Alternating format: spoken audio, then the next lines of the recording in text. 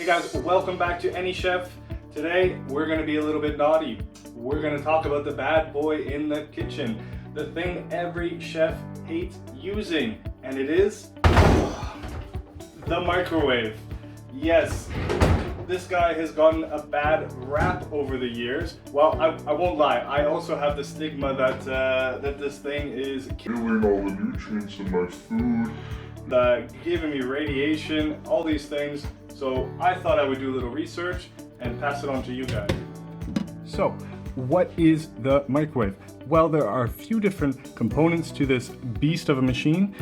In the back there behind you is something called the magnetron. This is what generates electromagnetic waves, and those need to be sent into our container, the microwave here. And they do that through some slots here called the distributor. That distributor is going to send out the electromagnetic waves, and then it's going to heat your food. Again, in society, we think that the microwave kills all of our nutrients in our food.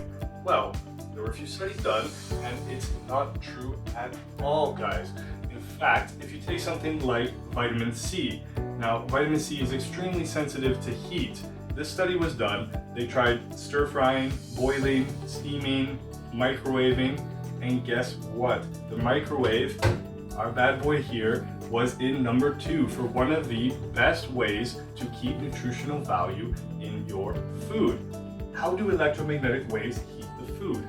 Well, on a molecular level, these electromagnetic waves then pass through the food, and depending on the charge of these molecules in the food, it will begin to vibrate. So, what kind of molecule has both positive and negative charges? Well, water. And guess what? Water is in everything, all of your food, especially vegetables. So when the electromagnetic waves are hitting these water molecules, they are constantly flipping between positive and negative charges, and that makes them vibrate. And that vibration, in turn, creates heat. So if losing the nutrients in our food is no longer a concern in the microwave, let's put this bad boy back to work. Let's get it a new reputation. Today, we are going to try out some broccoli, some carrots, some white chocolate, let's see what happens, and some cheese. We want to start finding out what is going to happen to our foods depending on its water content, depending on its fat, depending on what is going to happen in that machine. So let's give it a try and maybe get some new inspiration here with the microwave. Let's be a little bit safe here. Prick it away from yourself. Let the steam come out of the food. Carefully take the plastic off. Perfectly cooked broccoli in 1.5 minutes.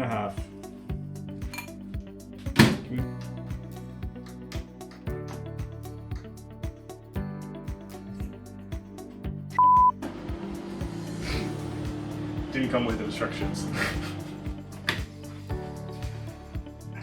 There we go.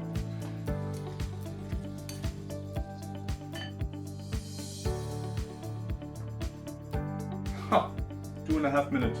Ready to.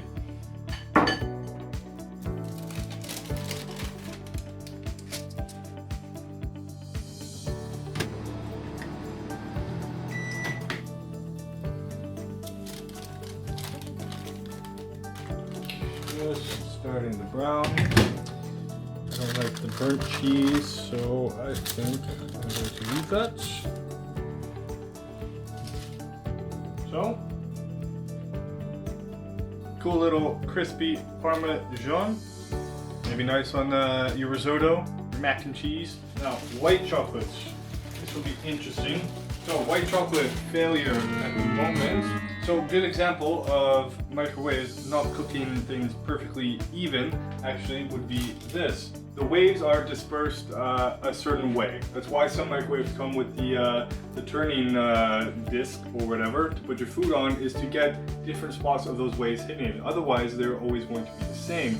Now, when those waves are hitting the molecules, the waves have these nodes. So these points on which, yes, the wave is turning, but between the two waves is that point in which nothing is happening.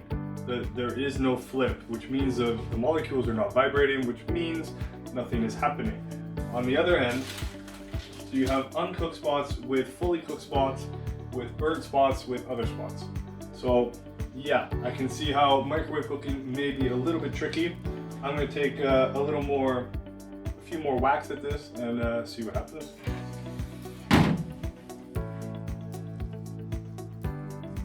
Test number 2 is a success. I obviously stirred it a couple times. And now, I love the little bit caramelized white chocolate. It smells, it's gonna have that nuttiness to it now that it's caramelized. I'm gonna let it cool, then crumble it up again. Maybe use it as a garnish on a dessert, or blend it with some cookie crumble for a base in a cheesecake or something. Whatever, I don't know. But I can tell you it's delicious. It was quick to do. And when you know what you're doing, probably a lot easier and more efficient than the oven.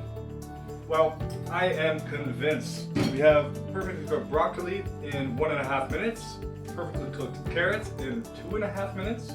We have some super cool Parmesan chips in 1 minute, and we have a white chocolate crumble for a delicious dessert in also 2 minutes. So, nutrition loss, not a thing. Quick and easy to use, a big thing. So I'm hoping you guys are convinced as well. We can turn this this beast of machine into something useful again. Stay tuned with me for some new recipes coming in our next tutorials. I want to give a big thank you to all of our supporters on GoFundMe.com. That is for any chef. We are trying to build a web platform where you can connect with professional chefs online via online classes, video one-on-one calls, community demos, and much more. So please support us, and see you next time on